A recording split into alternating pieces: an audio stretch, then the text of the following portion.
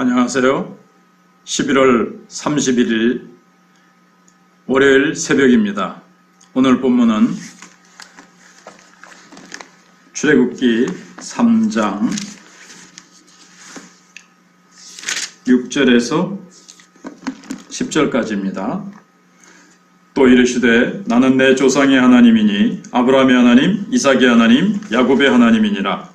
모세가 하나님 배웠기를 두려워하여 얼굴을 가리매 여호와께서 이르시되 내가 애굽에 있는 내 백성의 고통을 분명히 보고 그들이 그들의 감독자로 말미암아 부르짖음을 듣고 그 근심을 알고 내가 내려가서 그들을 애굽인의 손에서 건져내고 그들을 그 땅에서 인도하여 아름답고 광대한 땅, 젖과 꿀이 흐르는 땅, 곧 가나안 족속, 헷 족속, 아모리 족속, 브리스 족속, 휴이 족속, 여부스 족속의 지방에 데려가려 하노라. 이제 가라. 이스라엘 자손의 부르짖음이 내게 달하고 애굽 사람이 그들을 괴롭히는 학대도 내가 보았으니 이제 내가 너를 바로에게 보내어 너에게 내 백성 이스라엘 자손을 애굽에서 인도하여 내게 하리라. 아멘.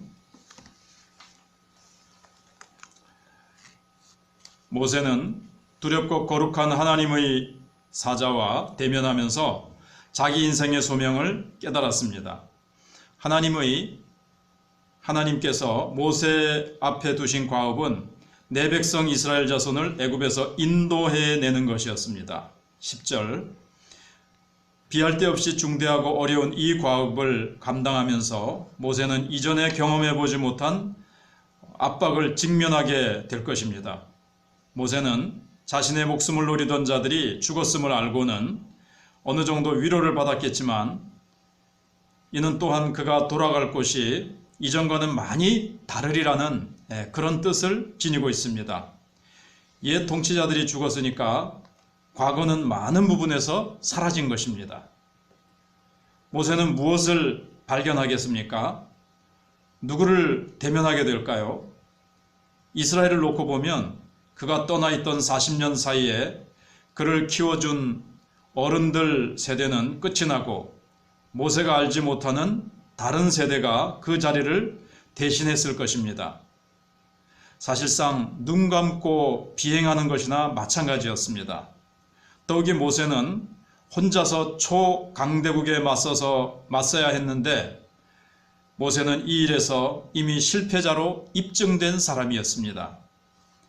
애굽의 알 수 없는 상황으로 돌아가는 일이 두려웠겠지만 모세는 모든 것이 변했을지라도 한 가지는 동일하게 남아있다는 확신을 곧 알게 되었습니다.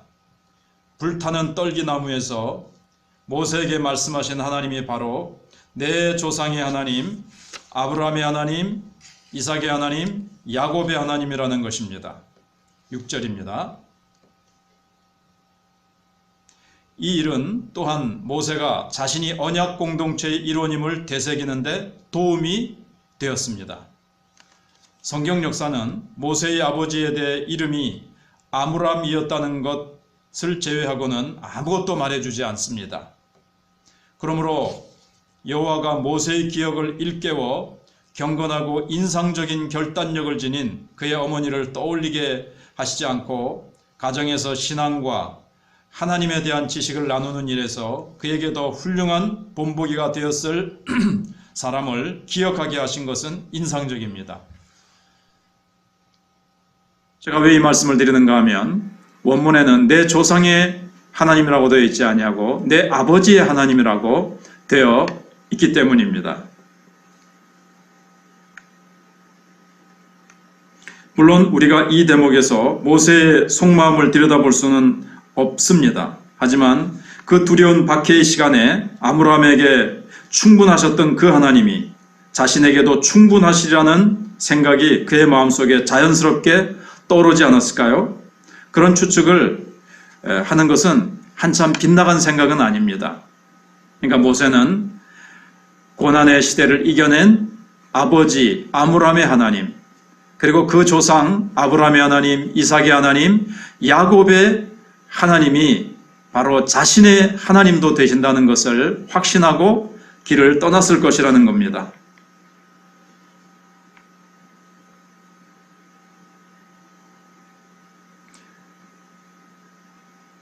모세에게 불확실한 미래가 닥쳤을 때 이들 각자의 경험 속에 있는 무언가가 그가 처한 상황과 연관성을 지녔다는 것입니다.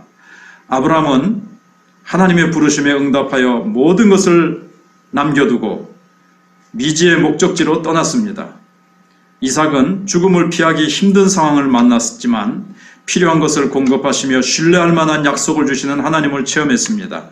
즉 모리아산에서 자신의 생명을 주님 앞에 내어놓았을 때에 하나님께서 예비하신 수장을 하나님께 드릴 수 있는 여호와의 일의 하나님을 체험했다는 것이죠.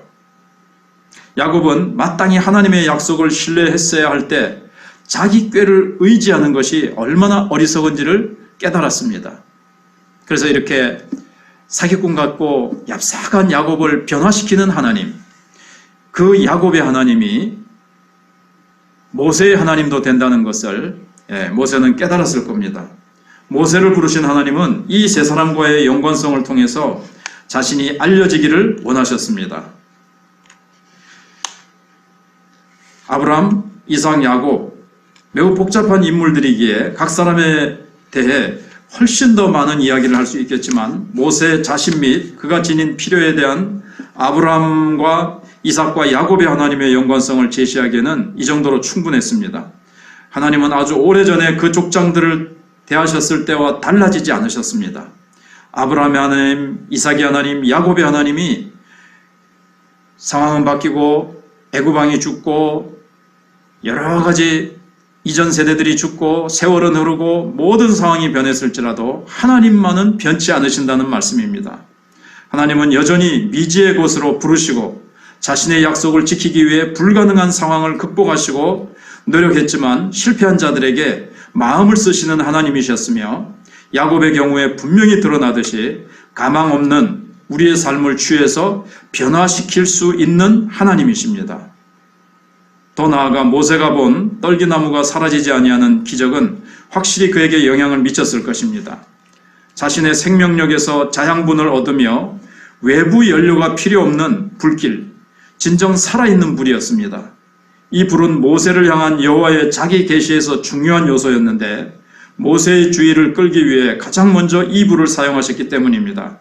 야훼는 살아계신 하나님, 스스로 유지하시고 스스로 충족하시는 실제로서 외부에서 생명력을 끌어올 필요가 없으시다는데 이 계시의 본질이 있습니다. 불이 하나님의 임재를 상징한다면 모세는 떨기나무가 자신을 상징한다고 보아야 했습니다. 모든 거룩하심과 생명력 가운데 계신 초월적 하나님과 이 땅에 평범한 떨기나무를 나란히 놓는 것은 그분의 백성 가운데 거하시며 그들을 변화시키시는 하나님의 임재를 나타내는 강력한 은유가 되는 것입니다. 하나님이 모세에게 주신 말씀에 담긴 함축적인 의미는 다음과 같습니다. 첫째, 여호와는 이스라엘이 처한 공경을 민감하게 의식하시면서 그분의 은혜로 어려움 중에 처한 그들과 자신을 동일시하십니다.